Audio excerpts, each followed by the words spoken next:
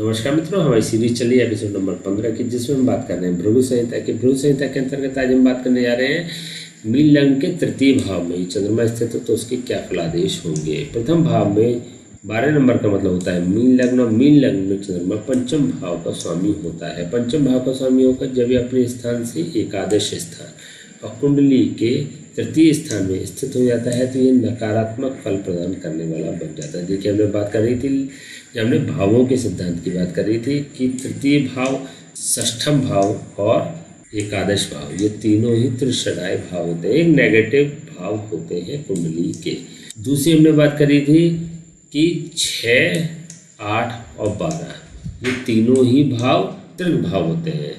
त्रिक भाव बेसिकली त्रिषणाय भाव से भी ज़्यादा खराब भाव होता है, माना जाता है। तो यहाँ पर यह चंद्रमा पंचम भाव मतलब संतान भाव, मतलब पढ़ाई का भाव, मतलब एजुकेशन का भाव, मतलब मान सम्मान और प्रतिष्ठा का भाव, इन सभी का जब स्वामी अपने भाव से लाभ भाव में स्थित हो जाता है लेकिन एक मारक स्थान में स्थित हो जाता है तो यहाँ पर यह नेगेटिव फल प्रदान करने वाला होता है, पहली चीज। और यहाँ पर ये देखिए अपनी उच्च की राशि में भी स्थित है। जब नेगेटिव ग्रह अपनी उच्च की राशि में हो जाता है तो अपना फल जो देता है वो दुगने उत्साह के साथ, दुगने प्रभाव के साथ देता है।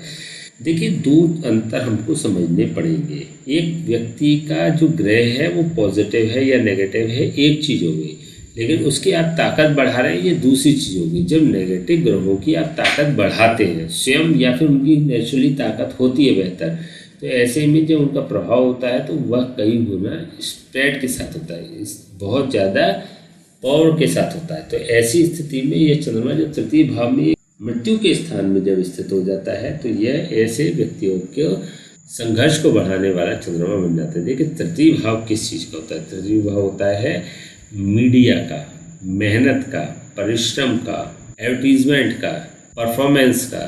तो इन सभी से जो संबंधित चीज़ें हैं, जो इफेक्ट्स हैं, उसकी यह चंद्रमा नेगेटिविटी करने वाला होगा, व्यक्ति को परेशान करने वाला ऐसा चंद्रमा बन जाता है। यहाँ से जब इसकी सीधी दृष्टि नवम भाव पर होती है और यहाँ पर इसकी नीच की राशि होती है तो इसके सापेक्ष यह चंद्रमा विशेष शुभ फल प्रदान नहीं कर पाता, क्योंकि यहाँ से नवम भाव से स्थिति है चंद्रमा की, वह अपने से 7वें भाव पर है और नवम भाव के सापेक्ष ये चंद्रमा ये 7वें भाव पर बैठा हुआ है। तो तीसरे भाव में स्थित चंद्रमा जो नवम भाव पे अपनी दृष्टि डालता है तो यह एक नुकसान करने वाली दृष्टि बन जाती है, क्योंकि यहाँ पर चंद्रमा ऑलरेडी नुकसानदायक है। नवम भाव की हानि करने वाला ऐसा चंद्रमा होता है, नवम भाव को परेशान करने वाला ऐसा चंद्रमा होता है। चंद्रमा होता है चतुर्थ भाव का कारक। अपने कारक भाव से जब यह 12th हाउस पर स्थित हो जाता है, 12वें भाव पर स्थित हो जाता है तो यह चंद्रमा एक नेगेटिव फल प्रदान करने वाला ही ग्रह बनेगा।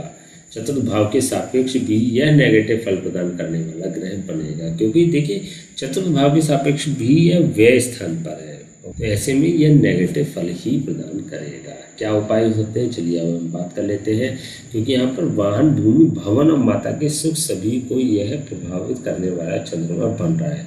तो चाहे वाहन हो, चाहे भूमि हो, चाहे भवन हो, माता का सुख हो, जनता की आवाज़ हो या फिर सांसारिक सुख हो, क्योंकि तभी तो कहा गया है कि चतुर्थ भाव सांसारिक भोगों की उपलब्धता तक का कारक भाव होता है।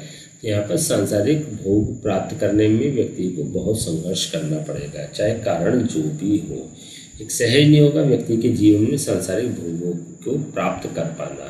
तो ऐसे में किसी ब्राह्मण से इसके जाप हवन करा सकते हैं, पहला काम ये कर सकते हैं। दूसरी स्थिति ये कर सकते हैं कि किसी आश्रम में जाकर दूध का दान करें। देखिए, आश्रम की हम क्यों बात कर रहे हैं, क्योंकि तृतीय भाव होता है मीडिया का, पब्लिसिटी का। तो जब यह तृतीय भाव पर स्थित होता है तो कोशिश करनी चाहिए कि जैसे कि एक किसी एजुकेशन इंस्टीट्यूट में या फिर किसी भी ऐसे आश्रम में जहाँ पर कंज्यूम्ड हो सके वह दूध, ऐसे दूध का दान करना चाहिए। पानी की उपलब्धता भी करा सकते हैं। आज के परिप्रेक्ष्य में देखिए कोई ग्रंथों में आपको नहीं मिलेगा कि वो दौर पानी के बिकने वाला नहीं होता है, लेकिन आज जो दौर है वो पानी के बिकने वाला भी है, तो आप पानी का भी दान कर सकते हैं। तो इन दोनों में से कोई सा भी उपाय कीजिएगा, चीज़ें बेहतर हो जाएंगी, रिजल्ट्स बेहतर मिलेंगे। ठीक है, तो आज हमने बात करें मीन लग्न के तृतीय भाव में चंद्रमा स्थित हो तो उसके क्या फलादेश होंगे। नेक्स्ट वीडियो में बात करेंगे मीन लग्न के चतुर्थ भाव में चंद्रमा स्थित हो तो उसके क्या फलादेश होंगे। तब तक के लिए हमें आज्ञा दीजिए, नमस्कार।